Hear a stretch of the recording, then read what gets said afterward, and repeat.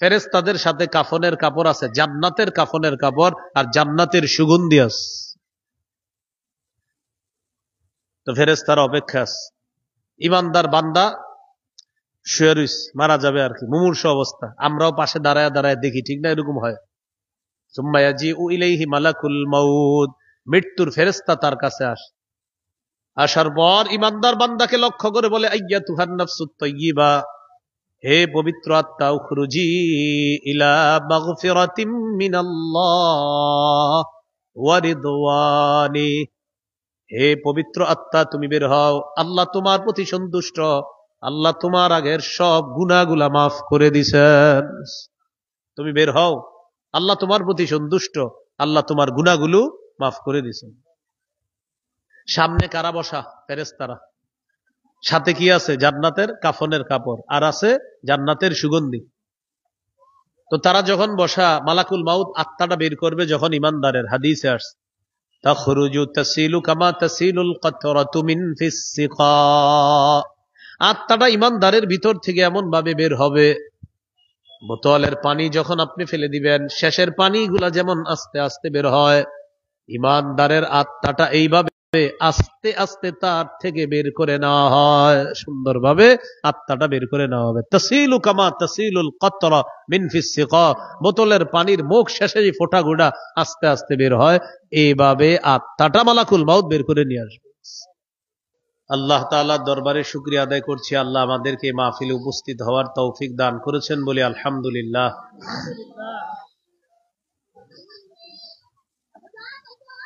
আমি আপনাদের সামনে সূরা আলী ইমরানের 185 নম্বর আয়াতে কারিমা তেলাওয়াত করেছি।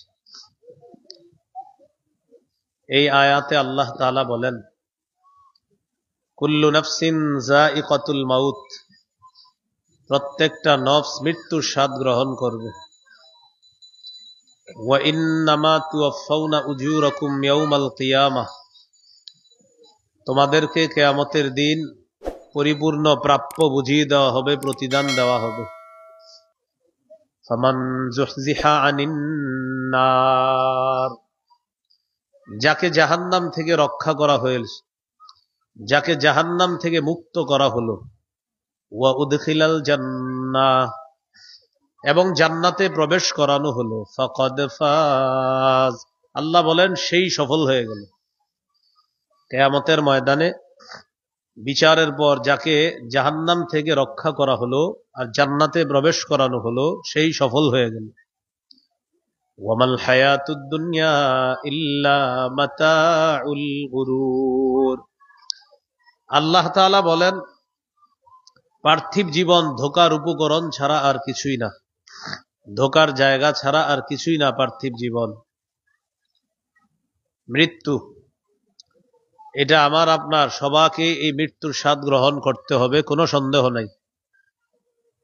আগে পরে সবাই মরতে হবে। 5টি কথা সদা সর্বদা আমাদের মাথায় রাখা। 1 নম্বর মৃত্যু, 2 নম্বর মৃত্যুর যন্ত্রণা, 3 নম্বর মৃত্যুর পর কবর, 4 নম্বর কবরের জগতের পর হাসর, 5 নম্বর হাসরের পর হয়তো জান্নাত না হয় জাহান্নাম। এই 5টি কথা সিরিয়াল বাই সিরিয়াল আপনি মাথায় রাখবেন ডেলি, বাস এটাই ওয়াজ। কোন হুজুর না বললেও আপনি মাথায় রাখবেন, মৃত্যু, মৃত্যুর যন্ত্রণা, কবর, হাসর, এরপরে হাসরের পরে হয়তো জান্নাত না হয় জাহান্নাম। মৃত্যু থেকে আমরা কেউ বাঁচবো না, পালিয়েও বাঁচতে পারবো না। সূরা আহজাবের 16 নম্বর আয়াতে আল্লাহ বলেন, কুল লা ইয়ানফা'কুমুল ফিরারু ইন ফারারতুম মিনাল মাউত, তোমরা যদি মৃত্যু থেকে পলায়ন করো, এই পলায়ন তোমাদের কিছুতেই কোনো কাজে আসবে না। সূরা নিসার 78 নম্বর আয়াতে আল্লাহ বলেন, আইনামা তাকুনু ইউদরিকুমুল মাউত, তোমরা যেখানেই থাকো মৃত্যু তোমাদেরকে পাকড়াও করবে।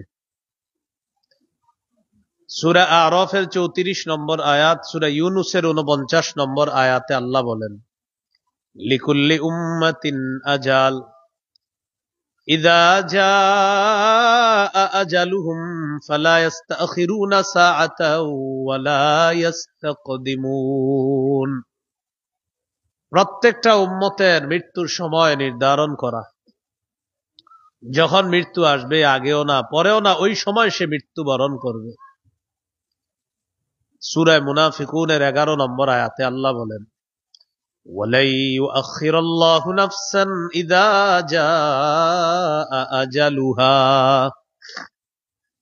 মৃত্যু যখন আসবে কিছুতেই আল্লাহ কাউকে আর এক মুহূর্ত সুযোগ দিবেন না। এই জন্য মৃত্যু যখন আসবে আমরা কেউ আর সুযোগ পাবো না, ওই সময় আমাদের মৃত্যু হয়ে যাবে। তাহলে মৃত্যু থেকে বাঁচার কোনো রাস্তা নাই। তো আমি আপনি দুনিয়াতে আসি কেন যদি মৃত্যু হয়ে যায়? সূরা জারিয়াতের 56 নম্বর আয়াতে আল্লাহ বলেন, ওয়ামা খালাকতুল জিন্না ওয়াল ইনসা ইল্লা লিয়াবুদুন। আমি জিন ইনসানকে সৃষ্টি করেছি আমার ইবাদত করার জন্য। ইবাদত কতদিন করবেন? সূরা হিজরের 99 নম্বর আয়াতে আল্লাহ বলেন, ওয়া'বুদ রাব্বাকা হাত্তা ইয়াতিয়াকাল ইয়াকিন। মৃত্যু পর্যন্ত তুমি তোমার রবের ইবাদত করো। মৃত্যু পর্যন্ত তুমি তোমার রবের ইবাদত করো। তাহলে এই আয়াতের মাধ্যমে বুঝতে পারলাম মৃত্যু পর্যন্ত ইবাদত, এরপরে আর ইবাদত করার সুযোগ নাই। তাহলে ওই 5টা কথা আবার মাথায় রাখবেন। মৃত্যু, মৃত্যুর যন্ত্রণা, কবর, হাসর, পরে হয়তো জান্নাত না হয় জাহান্নাম। পরে নিজের প্রশ্ন করবেন, তাহলে আমি দুনিয়াতে কেন? আল্লাহ জবাব দিয়েছেন ইবাদত করার জন্য। প্রশ্ন, ইবাদত কতদিন? উত্তর হলো মৃত্যু পর্যন্ত। তাহলে ইবাদতের সময় হলো মৃত্যু পর্যন্ত। এই হলো আজকের প্রথম আলোচনা। দ্বিতীয় আলোচনা, মৃত্যুর যন্ত্রণা।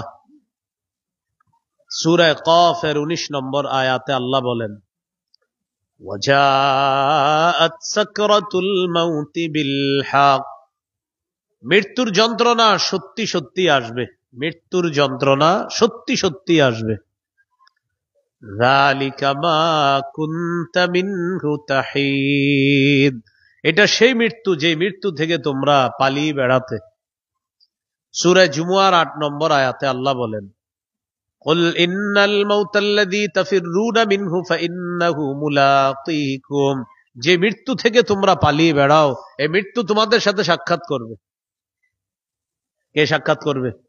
মৃত্যু আমাকে আপনাকে খুঁজে বেড়ায়, আমার আপনার পিছনে আছে মৃত্যু, খুঁজে বেড়ায়, সাক্ষাৎ করবে। তাহলে মৃত্যুর যন্ত্রণাও আমাদের কাছে আসবে। মৃত্যুর যন্ত্রণা কাফেরের কাছে আসে।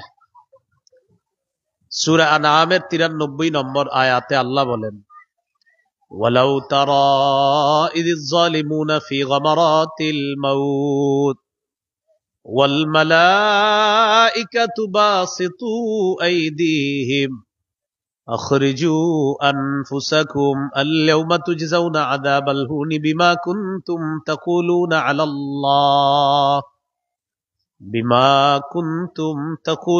আলাল্লাহি গায়রাল হাক্কি ওয়া কুনতুম আন আয়াতিহি তাস্তাকবিরুন। নবী, আপনি যদি দেখতেন কাফেরদের কি অবস্থা মৃত্যুর সময়, তাদের ঝটফটানি যদি দেখতেন, কিভাবে তারা ঝটফট করে। ফেরেশতারা হাত বাড়ায়া বলে, আখরিজু আনফুসাকুম, তোমাদের আত্মাগুলা বের করে দাও। কাফেররা মরতে চায় না, কাফেররা মরতে চায় না। ফেরেশতারা বলবে, বেশ, আসো আসো, চলো সবাই। আল-ইয়াওমা তুজজাউনা আযাবাল হুনি বিমা কুনতুম তাকুলুনা আলাল্লাহি গায়রাল হক। আজকে তোমাদেরকে প্রতিদান দেওয়া হবে। কিসের প্রতিদান? আযাবাল হুন, লাঞ্ছনাজনক আযাব। এই আযাব তোমাদেরকে আজকে দেওয়া হবে, অপমানজনক আযাব। বিমা কুনতুম তাকুলুনা আলাল্লাহি গায়রাল হক, এই কারণে যে তোমরা আল্লাহর ব্যাপারে অসত্য কথা বলতা। ওয়া কুনতুম আন আয়াতিহি তাস্তাকবিরুন, আর তোমরা আল্লাহর আয়াতগুলোকে অস্বীকার করতা, এগুলার ব্যাপারে অহংকার করতা। এটা হলো কাফেরদের মৃত্যুর যন্ত্রণার অবস্থা। আমার আপনার প্রাণ যখন উষ্ঠাগত হতে হবে, যখন এই জায়গায় প্রাণটা চলে আসবে, মৃত্যু হবে হবে অবস্থা, তখন কি অবস্থা হবে আমাদের? সূরা ওয়াকিয়ার 83 থেকে 85 নম্বর আয়াতে আল্লাহ বলেন, ফালাউলা ইযা বালাগাতিল হুলকুম ওয়া আনতুম হিনাইযিন তানজুরুন ওয়া নাহনু আকরাবু ইলাইহি মিনকুম ওয়ালাকিন লা তুবসিরুন। যখন প্রাণ উষ্ঠাগত হবে তখন তোমরা কেউ তাকে আটকে রাখতে পারবে না, মৃত্যু পথযাত্রীকে আটকে রাখতে পারবে না। ওয়া আনতুম হিনাইযিন তানজুরুন, সেদিন তোমরা শুধু চেয়ে চেয়ে দেখবা একটা মানুষ মরতেছে।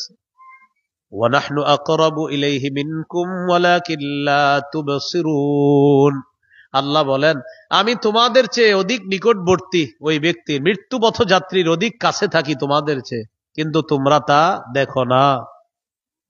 সূরা কিয়ামাহ 26 থেকে 30 নম্বর আয়াতে আল্লাহ বলেন, কাল্লা ইযা বালাগাতিত তারাকিয়া ওয়া কিলা মান রাক ওয়া যান্না আন্নাহুল ফিরাক ওয়ালতাফাতিস সাকু বিস-সাক ইলা রাব্বিকা ইয়াউমাইযিনিল মাসাক। কাল্লা, কখনো না, কখনো মৃত্যু পথযাত্রীকে আটকে রাখতে পারবে না। আমি আল্লাহ যদি মৃত্যু সাব্যস্ত করেই ফেলি লাভ হবে না, তাকে আটকাইতে চাইলেও পারবা না। ওয়াকিলা মান রাক, আশেপাশে থেকে বলা হবে ডাক্তার কোথায়, কবিরাজ কোথায়, বলে না এরকম? আমরা বলি ইস 10টা মিনিট আগে যদি হাসপাতালে নিতে পারতাম, কি নিতে পারলে কি হইতো বলেন, সেটা বলেন। হ্যাঁ, কি বলে 10টা মিনিট আগে যদি পারতাম তো কি হইতো সেটা বলেন। 10 মিনিট আগে নিতে পারলে বেঁচে যেত। হ্যাঁ, চেষ্টা করতে অবশ্যই। হাসপাতালের রুগীকে হাসপাতালে নিবেন, এটাও সুন্নত। নেওয়ার পরে সে বাঁচবে না মরবে এটা আল্লাহ জানে, কিন্তু আপনি হাসপাতালে নিবেন। কিন্তু এই কথা আর বললেন না মৃত্যুবরণ করলে যে ইস আরেকটু আগে, না, মৃত্যুবরণ করে ফেলছে, বাস শেষ। আমরা পোস্টারে লেখা দেই অমুকের অকাল মৃত্যুতে আমরা শোকাহত। অকাল মানি এই সময় মরাটা উচিত নয়। তো আপনি বলেন কবে মরলে কাল হইতো? কি লেখে? অকাল মৃত্যুতে আমরা শোকাহত। তাহলে কোন কালে মৃত্যু হইলে আপনি শোকাহত হইতেন না? অনেকে 60 বছর বয়সে মারা যায়, হেরেও লেখে অকাল। 65-70 বছর বয়সে মারা যায়, সেখানেও লেখে কি? অকাল। তো কোন কালে মৃত্যু হইলে ঠিক ছিল? এরকম যদি কোনো পোস্টারে লেখা দেখেন সুন্দরভাবে বুঝায় শোনায় কেটে দিবেন। অকাল মৃত্যু বলে কিছু নাই, যার যখন মৃত্যু বাস সেটাই মৃত্যু, অকাল বলতে কিছু নাই। যেদিন তার মৃত্যু সেটাই তার মৃত্যু। তাহলে অকাল বলবো আর বলবো না, লিখবো না। কোথাও লেখা দেখলে ভদ্রভাবে তাদেরকে বুঝিয়ে শুনিয়ে ওই লেখাটা আমরা কেটে দিব, বাস। আল্লাহ আমাদের সকলকে আকীদা বিশুদ্ধ করার তৌফিক দান করেন। তো আল্লাহ বলেন, কাল্লা ইযা বালাগাতিত তারাকিয়া ওয়া কিলা মান রাক, কখনো আটকাতে পারবা না মৃত্যু পথযাত্রীকে যখন তার প্রাণ উষ্ঠাগত হবে। ওয়া কিলা মান রাক, বলা হবে ডাক্তার কোথায়, জারফুকারি কোথায়। ওয়া যান্না আন্নাহুল ফিরাক, আল্লাহ তাআলা বলেন মৃত্যু পথযাত্রী সে বিশ্বাস করে ফেলবে, সে দুনিয়া থেকে বিদায় নিয়ে নিবে, সে বিশ্বাস করবে। আন্নাহুল ফিরাক, সে দুনিয়া থেকে বিদায় নিবে, এটা তার বিশ্বাস হয়ে যাবে। ওয়ালতাফাতিস সাকু বিস-সাক, পায়ের নলা একটা আরেকটার সাথে লেগে যাবে। ওয়ালতাফাতিস সাকু বিস-সাক, এক নলা আরেক নলার সাথে মিশে যাবে। ইলা রাব্বিকা ইয়াউমাইযিনিল মাসাক, আল্লাহ বলেন সেদিন তোমাকে টানতে টানতে তোমার রবের কাছে নিয়ে যাওয়া হবে। এই হলো আপনার মৃত্যুর যন্ত্রণা। যখন আসবে শুরু হবে, যন্ত্রণা হবে, আমরা পাশে দাঁড়িয়ে থাকবো, কখন যেন ওই ব্যক্তি বিদায় নিবে অনেক সময় বুঝতেও পারবো না।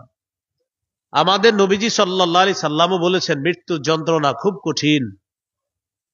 সহিহ বুখারীর বর্ণনা 4449 নম্বর হাদিস, 4449 কত হয়? 4449। এই হাদিসের বর্ণনাকারী আয়েশা সিদ্দিকা রাদিয়াল্লাহু তাআলা আনহা, তিনি বলেন, ইন্না মিন নিআমিল্লাহি আলাইয়া আন্না রাসূলুল্লাহি সাল্লাল্লাহু আলাইহি ওয়াসাল্লাম তুওয়াফিয়া ফি বাইতি ওয়া ফি ইয়াউমি ওয়া বাইনা সাহরি ওয়া নাহরি।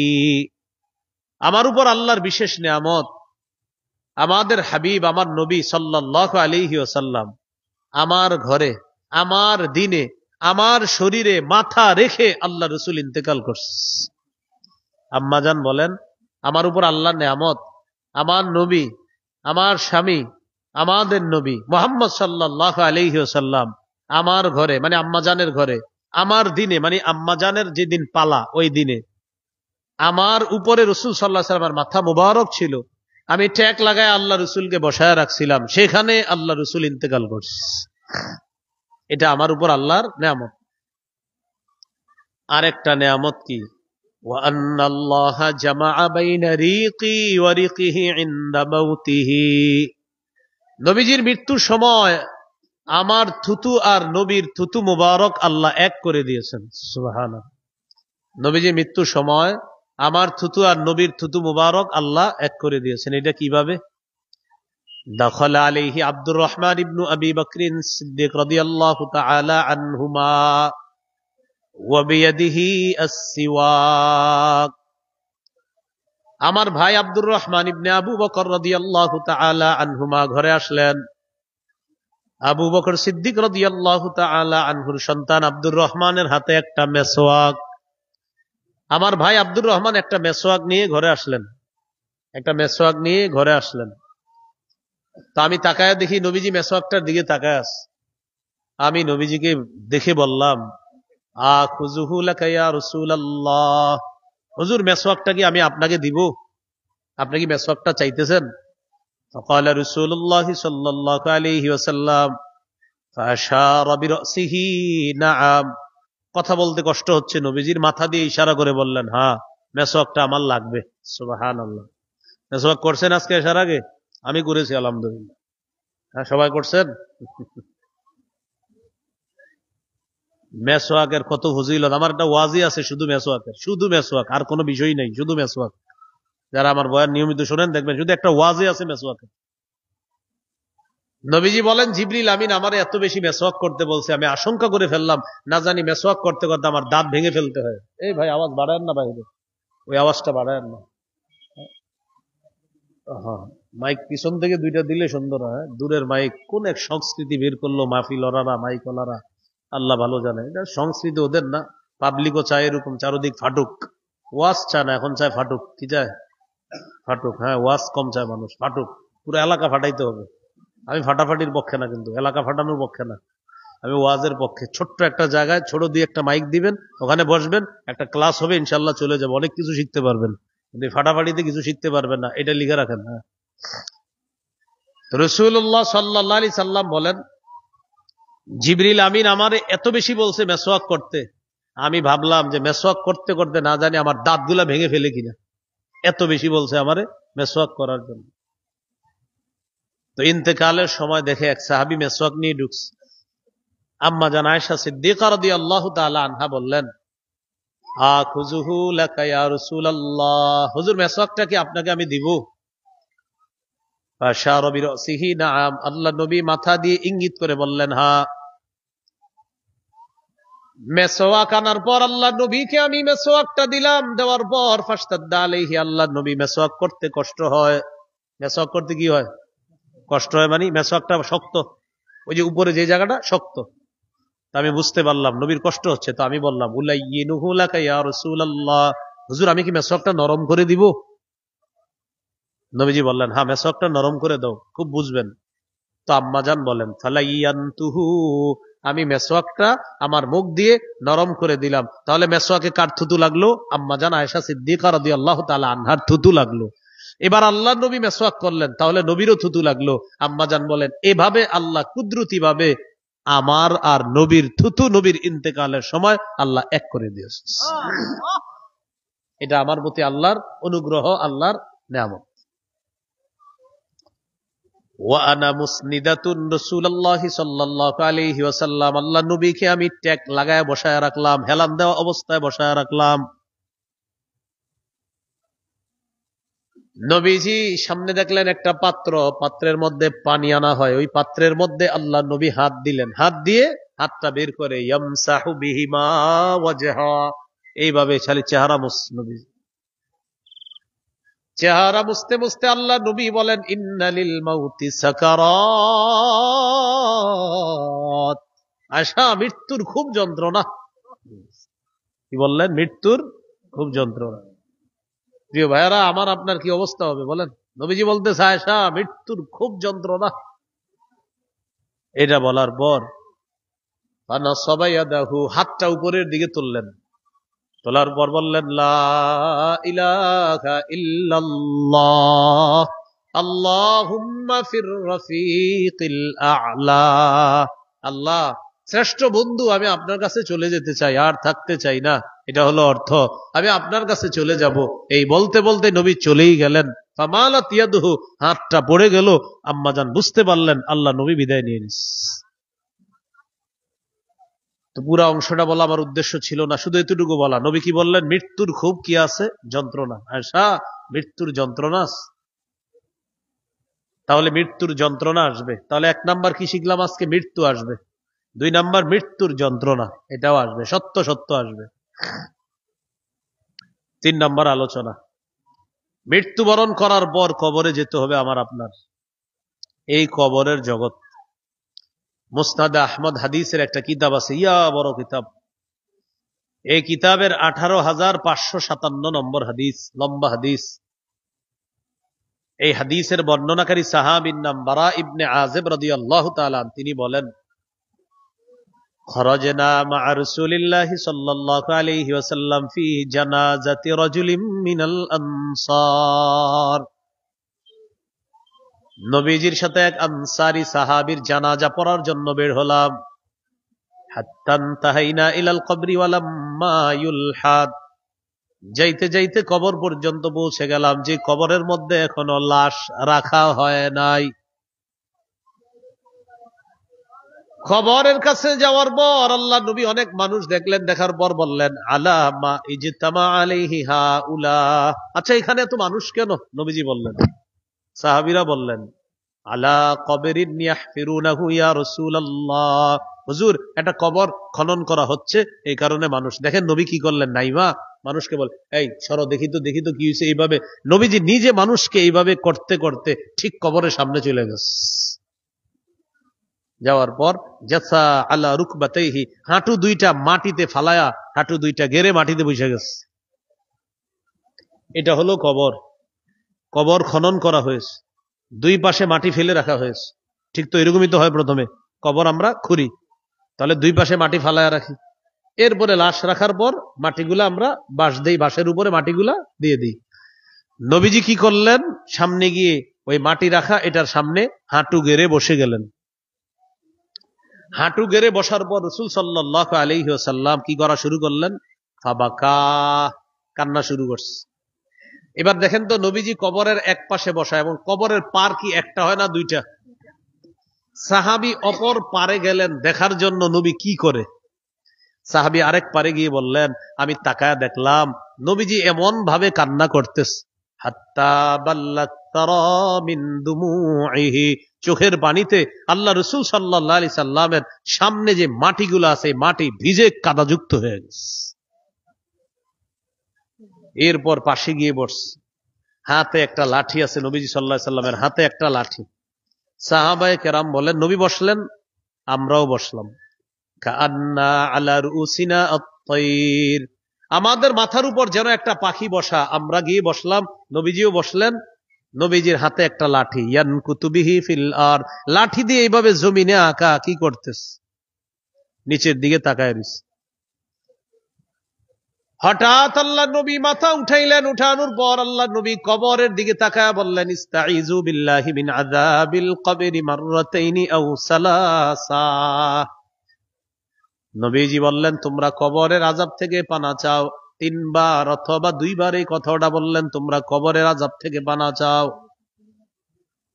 আরেক বর্ণনায় আল্লাহ নবী বলেন, লিমিসলি হাযা ফাআইদ্দু, হে মানুষ তোমরা এই জায়গাটার জন্য তোমরাও প্রস্তুতি নাও। কবর দেখায় বলতেছে, ভাই সব, এবার ঠিক বলছে এটা, ইয়া ইখওয়ানি, হে ভাই সব, লিমিসলি হাযা ফাআইদ্দুহু, এই যে জায়গাটার জন্য তোমরাও প্রস্তুতি নাও। আজকে যেমন তোমাদের এক ভাইয়ের জন্য এরকম কবর করলা, আগামীকাল তোমার জন্য করা হবে, প্রস্তুতি হও, প্রস্তুতি নাও। তো রাসূলুল্লাহ সাল্লাল্লাহু আলাইহি সাল্লাম এই কথা বলার পর এবার নিচের দিকে এইভাবে মাটি দিয়ে আপনার যখন এইভাবে মাটিতে আঁকাকি করলেন, মাথা উপরের দিকে উঠায় বললেন, ইস্তাইযু বিল্লাহি মিন আযাবিল কবরি মাররাতাইনি আও সালাসা। নবীজি বললেন, তোমরা কবরের আযাব থেকে পানা চাও, 2 বার বা 3 বার বললেন। এরপর আল্লাহ নবী বলেন, ফাইন্নাল আবদাল মুমিনা ইযা কানা ফি ইনকিতাইম মিনাদ দুনিয়া ওয়া ইকবালিম মিনাল আখিরাহ।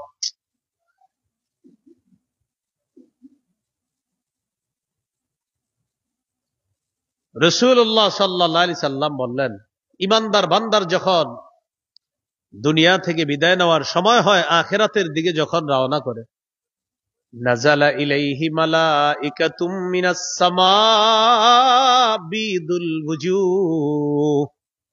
সুন্দর চেহারা বিশিষ্ট অসংখ্য অগণিত ফেরেশতা আসমান থেকে চলে আসে ইমানদারের আত্মা স্বাগত জানানোর জন্য। হাত্তা ইয়াজলিসু মিনহুম আদা বাসরিহি, ইমানদারের 2 পাশে তারা সারিবদ্ধভাবে বসে যায়। ইমানদারের 2 পাশে মাআহুম কাফনুম মিন আকফানিল জান্নাহ ওয়া হানুতুম মিন হানুতিল জান্নাহ। ফেরেশতাদের সাথে কাফনের কাপড় আছে, জান্নাতের কাফনের কাপড়, আর জান্নাতের সুগন্ধি আছে। তো ফেরেশতারা অপেক্ষা আছে। ইমানদার বান্দা শুয়ে রইছে, মারা যাবে আর কি, মুমূর্ষ অবস্থা। আমরাও পাশে দাঁড়ায় দাঁড়ায় দেখি, ঠিক না? এরকম হয়। সুম্মা ইয়াজিউ ইলাইহি মালাকুল মাউত, মৃত্যুর ফেরেশতা তার কাছে আসে। আসার পর ইমানদার বান্দাকে লক্ষ্য করে বলে, আইয়াতুহান নাফসুত তাইয়্যিবা, হে পবিত্র আত্মা, উখরুজি ইলা মাগফিরাতিম মিনাল্লাহ ওয়া রিদওয়ানি, হে পবিত্র আত্মা তুমি বের হও, আল্লাহ তোমার প্রতি সন্তুষ্ট, আল্লাহ তোমার আগের সব গুনাহগুলা মাফ করে দিছেন। তুমি বের হও, আল্লাহ তোমার প্রতি সন্তুষ্ট, আল্লাহ তোমার গুনাহগুলো মাফ করে দিছেন। সামনে কারা বসা? ফেরেশতারা। সাথে কি আছে? জান্নাতের কাফনের কাপড়, আর আছে জান্নাতের সুগন্ধি। তো তারা যখন বসা, মালাকুল মাউত আত্মাটা বের করবে যখন ইমানদারের, হাদিসে আসছে, তাখরুজু তাসিলু কামা তাসিলুল কাতরাতু মিন ফিস সিকা, আত্মাটা ইমানদারের ভিতর থেকে এমন ভাবে বের হবে, বোতলের পানি যখন আপনি ফেলে দিবেন, শেষের পানিগুলা যেমন আস্তে আস্তে বের হয়, ইমানদারের আত্মাটা এইভাবে আস্তে আস্তে তার থেকে বের করে নেওয়া হয়, সুন্দরভাবে আত্মাটা বের করে নেওয়া হবে। তাসিলু কামা তাসিলুল কাতরা মিন ফিস সিকা, বোতলের পানির মুখ শেষে যে ফোঁটাগুলা আস্তে আস্তে বের হয়, এইভাবে আত্মাটা মালাকুল মাউত বের করে নিয়ে আসবে। আত্মা বের করার পর সামনে যে ফেরেশতারা বসা, তারা সহ্য করতে পারবে না, তারা বলবে, তাড়াতাড়ি দাও, আত্মা আমাদের কাছে দাও। লাম ইয়াদাউ ফি ইয়াদিহি তারফাতা আইন, মালাকুল মাউত আত্মাটা তার কাছে চোখের পলক পরিমাণ রাখতে পারবে না, তাড়াতাড়ি দিয়ে দিতে হবে। ফায়াখুযুনা, সামনের ফেরেশতারা আত্মাটা গ্রহণ করবে, করার পর ফায়াজআলুনা ফিল কাফনি, ওই আত্মাটাকে জান্নাতের কাফনের কাপড়ের মধ্যে ঢুকায়। কাফনের মধ্যে রাখার পর পেঁচায়, পেঁচানোর পর সুগন্ধি দিয়ে কাফনের কাপড়টার উপরে লাগায় দেওয়া হয়। ফায়াসআদুনা বিহা ইলাস সামা, আত্মা বহনকারী ফেরেশতারা আল্লাহর আসমানের দিকে ইমানদারের আত্মা নিয়ে রওনা হয়। তাহলে দেহ জমিনে, আত্মা চলে যাচ্ছে উপরে। মনে রাখবেন, আমি আপনি এই মৃত্যুটাই যেন হয়, আমার আপনার মৃত্যু যেন এটাই হয়। দেহ থাকবে জমিনে আর আত্মা চলে যাবে উপরে। আত্মা যখন উপরে যাবে, হাদিসে আসছে, এই আত্মা থেকে এমন সুগন্ধি বের হবে, কাতিয়াবি রিহে মিসকিন উজিদাত আলা যাহরিল আরদি, এমন সুগন্ধি সারা পৃথিবী সুগন্ধময় বানিয়ে দিবে। এখন আত্মা বহনকারী ফেরেশতারা যখন রওনা করবে উপরের দিকে, ফায়ামুরুনা বিহা আলা মালাইম মিনাল মালাইকাতি ইয়াকুলুনা মা হাদিহির রূহুত তাইয়্যিবা, ফেরেশতারা যখন আত্মা নিয়ে যাবে, অন্যান্য ফেরেশতারা বলবে, এই আত্মাটা কার? পবিত্র আত্মা কোথায় নিয়ে যাও তোমরা? ফেরেশতারা জবাব দিবে, ফুলান ইবনু ফুলান, এটা উমকের সন্তান, উমকের আত্মা। কোথায় নিয়ে যাও? আসমানে নিয়ে যাইতেছে। কোথায়? 7 আসমানে নিয়ে যাবে। সুবহানাল্লাহ। আত্মা নিয়ে প্রথম আসমান পর্যন্ত যাবে। ফায়াস্তাফতিহুনা, আসমান খোলার অনুমতি চাইবে, আসমান খুলে দেওয়া হবে। আত্মা বহনকারী ফেরেশতারা প্রথম আসমানে যাবে। হাদিসে আসছে ফায়ুশাইয়্যুহু মিন কুল্লি সামাইন মুকাররিবুহা, প্রত্যেক আসমানে ফেরেশতাদের পাশ দিয়ে ইমানদারের আত্মা যাবে, আর ফেরেশতারা স্বাগত জানাতে জানাতে তার আত্মা পরের আসমানে পাঠাবে। এইভাবে যাইতে যাইতে আত্মা চলে যাবে আপনার 7 নাম্বার আসমানে। কোন নাম্বার আসমানে বলি তো আমরা? 7ম আসমান পর্যন্ত আত্মাটা চলে যাবে। তো আত্মা যখন 7 নাম্বার আসমানে যাবে, আল্লাহ বলবেন থামো, থামবে।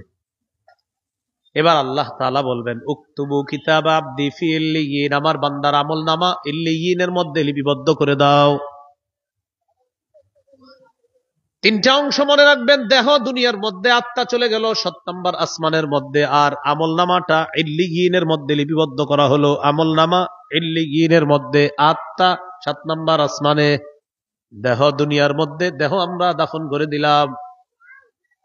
দেহটা কবরের মধ্যে রাখার পর আল্লাহ বলবেন আত্মাটা নিয়ে যাও, ইমানদার বান্দার শরীরের মধ্যে আবার আত্মাটা ঢুকায় দাও।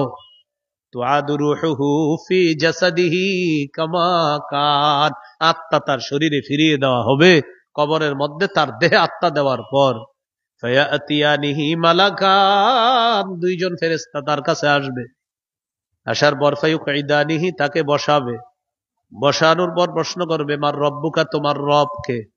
বান্দা জবাব দিবে রব্বি আল্লাহ, আমার রব হলেন আল্লাহ। বলেন রব কে? 2 নাম্বার প্রশ্ন মা দীনুকা, তোমার ধর্ম কি? বান্দা জবাব দিবে দীনি আল ইসলাম, আমার ধর্ম হলো ইসলাম। 3 নম্বর প্রশ্ন মান হাদার রাজুলুল্লাযী বুইসা ফীকুম, এই মানুষটাকে চেনো যাকে তোমাদের মাঝে প্রেরণ করা হয়েছে? বান্দা জবাব দিবে হাদা নবী মুহাম্মাদুন সাল্লাল্লাহু আলাইহি ওয়াসাল্লাম, তিনি হলেন আমার নবী মুহাম্মদ সাল্লাল্লাহু আলাইহি ওয়াসাল্লাম। ফেরেশতারা বলবে আইনা ওয়াজাদতা হাদা, আচ্ছা তুমি এই উত্তরগুলা কোথায় পেয়েছো? তখন ওই বান্দা বলবে ক্বারাতু কিতাবাল্লাহ, আমি আল্লাহর কোরআন পড়েছি, কোরআন ওয়ালাদের সাথে থেকেছি, সেখান থেকে এই প্রশ্নের জবাবগুলো আমি পেয়েছি।